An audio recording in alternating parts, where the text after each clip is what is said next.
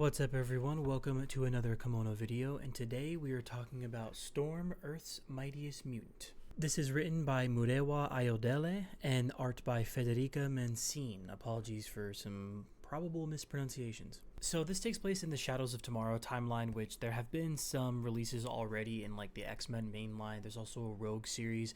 Pretty soon we're getting Cyclops. We just got Magic and Colossus, which I haven't read. Kind of reading some reviews for some, picking up some others that I think look cool, and going from there. I did pick up Rogue, and there's a review up on like my short form content pages like TikTok and Instagram and stuff. And if it's under 3 minutes, I can't remember, then it'll be on YouTube Shorts as well. You can check my page if you're interested. Anyway, I thought it was good though, basically. I honestly really enjoyed that one. So we open up with a quick little description about how Rogue's been saving a bunch of people and basically just putting in work. But after that, that's when we go into this like conversation she's having with Susanoo. So basically there was a great thunder war, and Susanoo, who is the god of like thunder and lightning and whatnot in the Japanese pantheon, he didn't really terraform, but he took over this planet by plunging his sword into the ground, and now he can control it and fly it everywhere. And he lost and all that stuff, and he's being dishonored. And Amaterasu, who's like his older sister, another god in the Japanese pantheon, she's like pissed at him or whatever, and basically he's just going to do seppuku. He's gonna kill himself because he's dishonored himself.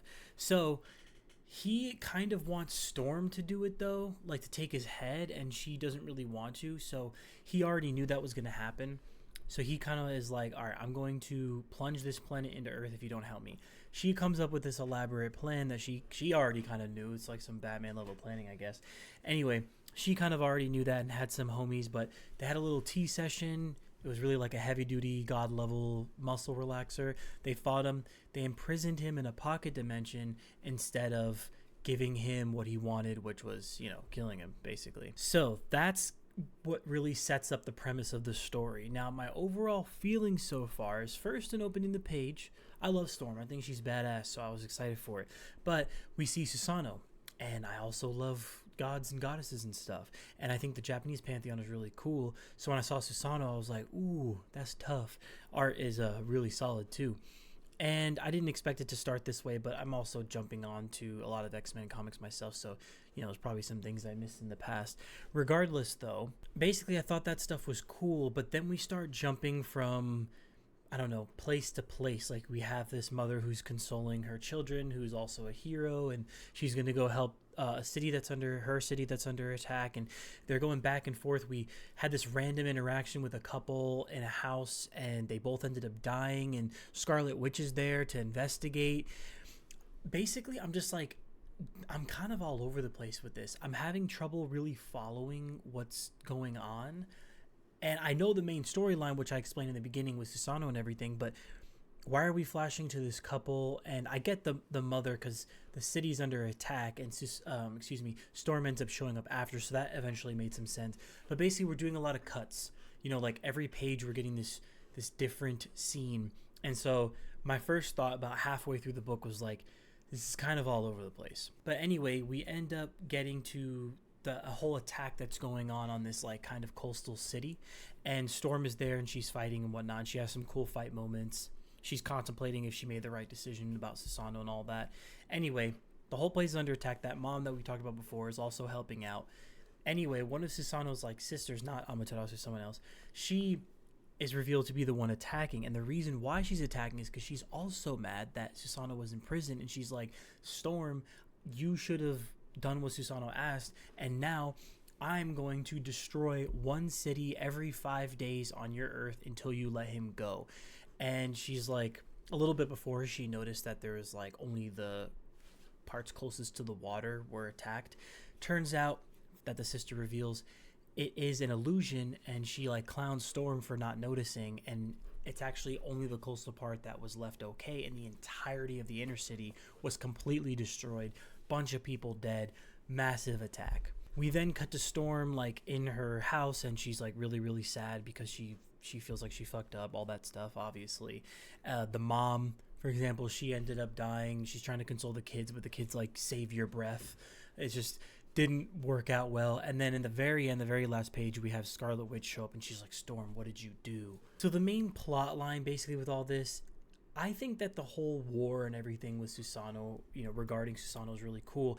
And if the sister or whatever, the faction, let's just say, was attacking the city from different means. For example, they're attacking for a different reason, not because, oh, you didn't help my brother kill himself. Like, I feel like that would have been better if it was something else. The fact that that's the reason. Like, I understand Japanese, old Japanese culture and whatnot, like honor and everything like that, and I get why that's existent in a Japanese pantheon, but it just seems like it doesn't quite add up as much. Like, I can kind of get it because gods typically in stories are very wrathful and like they don't really make much sense most of the time anyway, so like I kind of get it, but that made me feel a little out of it. And then again, just like the structure of the story felt kind of like it was cutting a lot to where it was a little tough to really get into it. I think Storm had some really cool moments and some cool, like there were some pages here and there where she had some great fight scenes, but I feel like I wasn't also getting enough Storm. I don't know, like it was just very all over the place for that reason, that like I just need, I don't know, I want more. I thought this was going to be a little bit more about Storm. This is only issue 1, and I know she's going to be heading this whole fight. She's going to be dealing with it, but now we have Scarlet Witch showing up, and that seems like it's going to be a bigger plot point. I'm just a little confused on the direction of it. She's now going to have to decide what to do with Susanoo to let him go so the cities don't get attacked, or formulate a big plan to then battle, the sister and whatnot back. But are you going to then trap her in a pocket dimension after you defeat her? You know what I'm saying? It just... Or she's going to break the code. It's not as strict as like Batman's, for example, but I don't know. So I'm kind of rambling a little bit, so I apologize if it's a little tougher to follow, but those are kind of the feelings that I'm having, where upon reading this, I just felt, again, a little bit more confused and not as confident in what's going to be happening. I don't think Storm was written poorly, and I don't think the dialogue points were bad. Rather, I think they were cool in the individual moments, like that scene I was mentioning with the couple and everything was interesting, and Storm having these conversations, sitting down, tea and whatnot with Susanoo, I thought was cool. But again, it was just the storyboarding, if you will, the pacing of it just felt confusing, or a little much, and the sense of direction is a little like, I guess I do know what they're gonna do next, but I don't know. So I'm going to debate for a little bit picking up the second one. I might end up picking it up just to kind of see where it goes, because I always say like the first issue is the hardest to write, and if there are aspects that I find decently cool, like I can see it getting a lot better. Like maybe now that we have like the whole scene set, maybe we start getting some more focus on the individual areas. I don't know. We'll see how it goes, but those are basically my thoughts on Storm, Earth's Mightiest Mutant. If you ended up reading this, let me know what you think. So that's it for today's video. Like I said, let me know your thoughts. Yeah, thank you so much for watching. Take care.